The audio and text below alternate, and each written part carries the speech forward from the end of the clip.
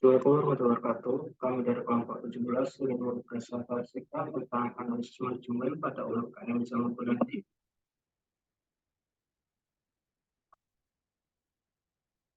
Kelompok 17 yang pertama Muhammad Basari, yang kedua Natalis Foto, Haji Kambi, yang ketiga Salsabila, yang Alivia, yang kelima atas Yawar Dali. Tapi belakang, ini foto yang kami nampak.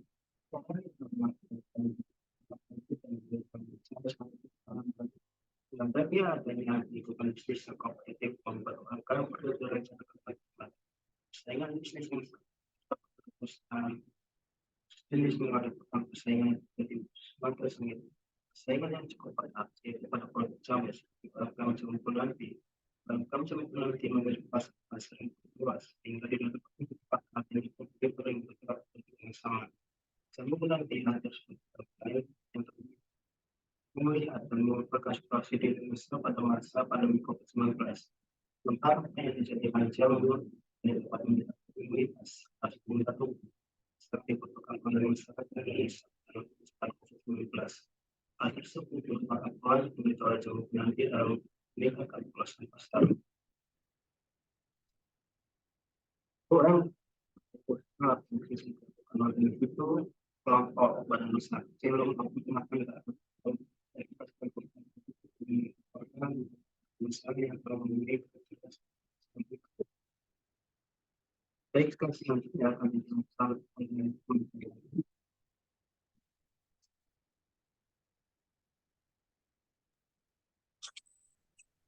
Baik, di sini ada pengertian mengenai jam buku nanti. Jadi jam buku nanti ini merupakan UMKM yang mempunyai produk sebuah jamu yang dipergunakan untuk meningkatkan imunitas serta stamina tubuh yang sangat dibutuhkan. Jam buku nanti pada awalnya diluncurkan pada waktu COVID-19 menyerang. Dalam hal ini, jam buku nanti memiliki peluang dalam menangkap perluasan yang terdapat pada pasar. Jam buku nanti juga memiliki kompetitor yang sama. Tingkat persaingan yang terjadi pada jam buku nanti terdapat beberapa faktor seperti harga, promosi, kualitas produk, pelayanan, dan sebagainya.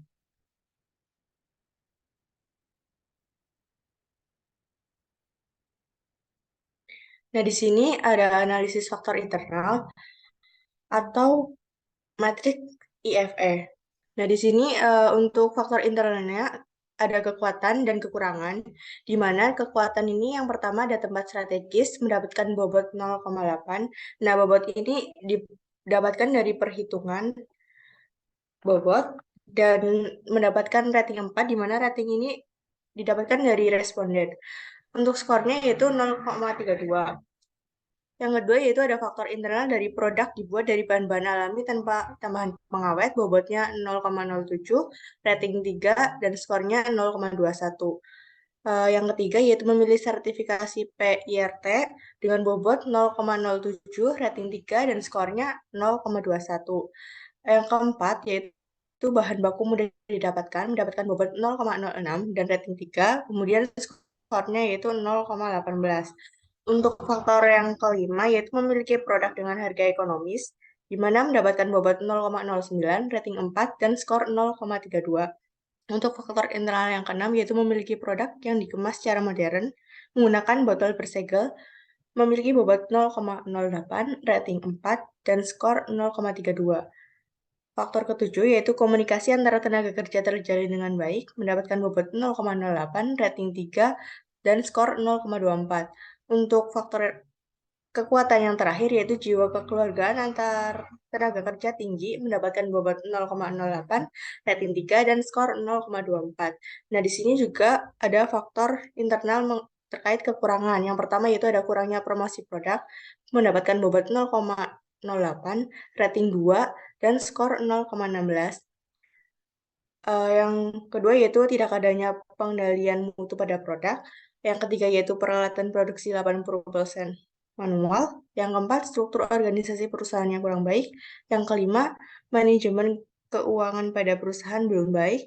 Yang keenam, kurangnya strategi peralihan pangsa pasar. Yang ketujuh, tidak adanya pengendalian mutu pada produk. Yang kedelapan, peralatan produksi 80% manual.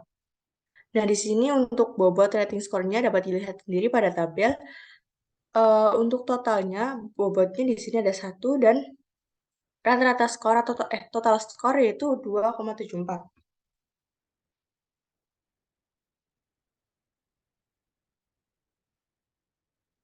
Next. Nah, di sini terdapat hasil dari analisis matriks IFE atau matriks internal. Berdasarkan tabel matriks IFE, Jamu Gunanti memperoleh total nilai yang terbobot sebesar 2,75, sehingga Jamu Gunanti berada bawah sisi rata-rata, namun dikatakan cukup kuat karena memiliki nilai rata-rata di atas 2,5. Nah, Jamu Gunanti ini memiliki kekuatan utama dengan memiliki nilai 0,36, yaitu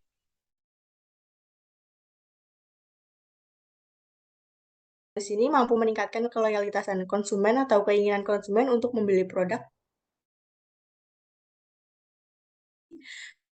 Kualitas ulang Jamu Gunanti dapat meningkat. Untuk kelemahannya yaitu Jamu Gunanti kurang promosi produk dengan jumlah nilai 0,16. Promosi produk yang dilakukan Jamu Gunanti saat ini tuh masih kurang. Hal ini dapat menyebabkan mengurangi pendapatan UMKM Jamu Gunanti dan dengan kurangnya promosi produk menyebabkan kurangnya loyalitas konsumen.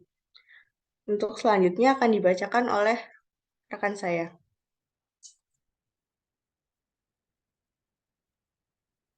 Ya, selanjutnya di sini ada analisis faktor eksternal atau EV matrix. Di sini ada dua faktor yaitu peluang dan ancaman. Untuk peluang sendiri ada yang pertama pertumbuhan jumlah penduduk yang sangat cepat, peningkatan gaya hidup masyarakat, pertumbuhan atau permintaan pasar yang semakin tinggi. Masyarakat Indonesia sangat membutuhkan imunitas tubuh yang tinggi, memiliki hubungan yang baik dengan pemasok, dan loyalitas konsumen. Sedangkan untuk ancamannya sendiri adalah meningkatnya inflasi di Indonesia, pengurangan penggunaan plastik, munculnya banyak pesaing produk jamu lain, kenaikan harga bahan baku, kemampuan beli konsumen menurun, terdapat produk pengganti yang lebih mudah diperoleh oleh konsumen. Total skor yang diraih adalah 3,01. Slide selanjutnya. Hasil analisis matriks EV, berdasarkan tabel matriks EV, Jamu Gunanti memperoleh total nilai yang terbobot sebesar 3,01. Maka Jamu Gunanti berada pada posisi kuat. Jamu Gunanti memiliki peluang utama yaitu masyarakat Indonesia sangat membutuhkan imunitas tubuh yang tinggi dengan nilai sebesar 0,48. Saat Indonesia tengah berada dalam krisis pandemi virus COVID-19, rempah-rempah yang diolah menjadi jamu sangat diperlukan untuk meningkatkan imunitas dalam tubuh manusia. Peluang tersebut dapat menguntungkan UMKM Jamu Gunanti sehingga profitabilitas UMKM Jamu Gunanti meningkat. Ancaman utama yang mungkin akan dihadapi yaitu daya beli konsumen menurun dengan nilai sebesar 0,2. Hal tersebut merupakan ancaman utama karena jika daya beli konsumen menurun, akan menyebabkan kerugian pada UMKM Jamu Gunanti. Slide selanjutnya. Selanjutnya adalah matriks SWOT. Matriks SWOT dapat membantu mengembangkan 4 tipe strategi yang dijalankan, yaitu yang pertama, strategi SO atau Strike Opportunity merupakan sebuah strategi yang menggunakan kekuatan internal yang terdapat pada perusahaan untuk meraih peluang-peluang yang berada pada luar perusahaan. Yang kedua ada strategi WO atau Weakness Opportunity, merupakan strategi yang dipergunakan untuk memperkecil kelemahan-kelemahan internal yang terdapat pada perusahaan dengan memanfaatkan peluang-peluang yang terdapat pada perusahaan. Yang ketiga ada strategi ST atau Straight Trade, merupakan strategi yang digunakan untuk menghindari atau mengurangi dampak yang disebabkan oleh ancaman eksternal. Yang terakhir atau keempat adalah strategi WT atau Weakness Trade, merupakan strategi yang digunakan untuk bertahan yang dilakukan dengan cara mengurangi kelemahan internal dan menghindari ancaman. Slide selanjutnya akan dibacakan oleh teman saya. Baik, berikutnya ada analisis matriks SWOT pada Jamu Gunanti.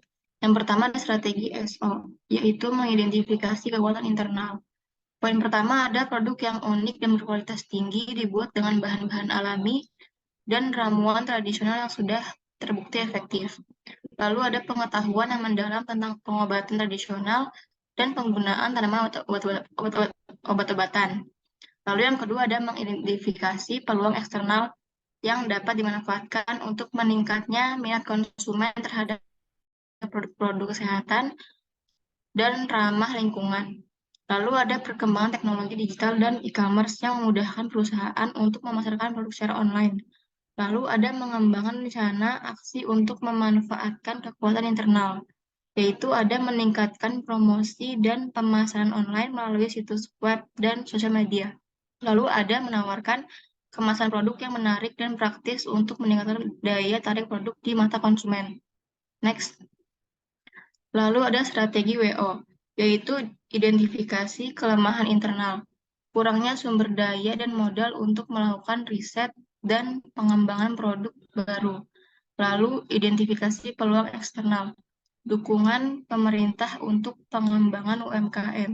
Lalu mengembangkan rencana aksi, mengembangkan jaringan kerja dengan pihak-pihak yang memiliki keahlian dalam riset dan pengembangan produk baru. Next.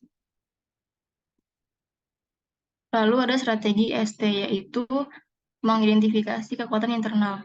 Produk yang unik dan berkualitas tinggi dibuat dengan bahan-bahan alami dan ramuan tradisional yang sudah terbukti efektif.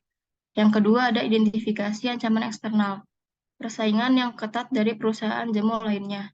Lalu ada mengembangkan rencana aksi, meningkatkan inovasi produk dengan melakukan riset dan pengembangan produk baru, sehingga dapat mempertahankan keunggulan kompetitif di pasar. Next. Lalu yang terakhir ada strategi WT. Yang pertama itu identifikasi kekuatan internal, kurangnya sumber daya dan modal untuk melakukan riset dan pengembangan produk baru. Lalu yang kedua ada identifikasi ancaman eksternal, fluktuasi harga bahan baku yang dapat mempengaruhi biaya produksi. Lalu yang ketiga ada mengembangkan rencana aksi, memperkuat kemampuan pemasaran dan promosi dengan memanfaatkan media sosial dan jaringan online, serta berpartisipasi dalam pameran dan acara yang berkaitan dengan produk jamu. Next. Akan dibacakan dengan rekan saya. Oke, selanjutnya adalah untuk diagram kartesius SWOT.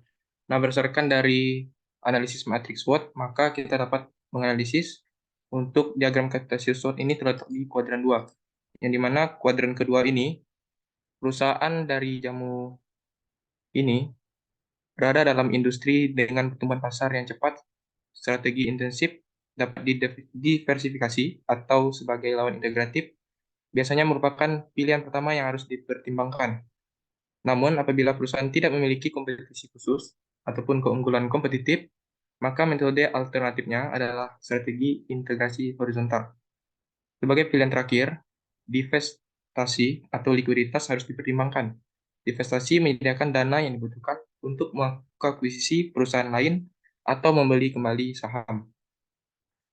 Nah, berdasarkan hal tersebut, maka dapat diambil kesimpulan, faktor internal dan eksternal jamu Gunarti didapatkan berdasarkan analisis menggunakan matriks internal dan eksternal. Di antaranya produk dengan harga ekonomis, 4 strategis, produk dibuat dari bahan-bahan alami tanpa bahan pengawet, memiliki sertifikasi PIRT, memiliki produk yang dikemas secara modern dan higienis, komunikasi antar tenaga kerja terjalin baik, dan jiwa kekeluargaan terhadap tenaga kerja yang tinggi, pertumbuhan jumlah penduduk yang sangat cepat, peningkatan gaya hidup masyarakat, pertumbuhan permintaan pasar yang tinggi, dan memiliki hubungan yang baik dengan pemasok. Strategi alternatif bersaing yang dapat diterapkan UMKM jamu Gunarti yaitu meningkatkan promosi produksi, meningkatkan penerapan teknologi modern, mempertahankan kesetiaan pelanggan, melakukan penetrasi pasar, memperluas pangsa pasar, mengembangkan produk, dan melakukan integrasi horizontal.